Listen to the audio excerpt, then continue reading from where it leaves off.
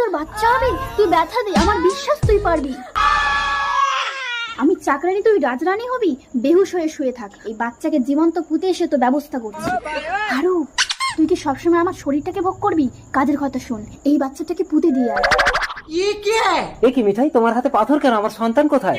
তোমার বউ পাথর জন্ম দিয়েছে গো, পাথর জন্ম দিয়েছে। তোমাকে আগেই বলেছিলাম দিদিকে বিয়ে করো না, আমাকে বিয়ে করো। এক্ষুনি ওকে ঘর থেকে তাড়িয়ে দিয়ে আমি তোমাকে বিয়ে করবো। চলো, এই বেরো আমার ঘর থেকে।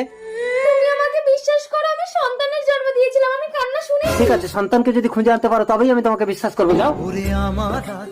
জমিদার বাবু, হারু এই বাচ্চাটাকে বাগান বাড়িতে জীবন্ত পুঁতে দিচ্ছিল।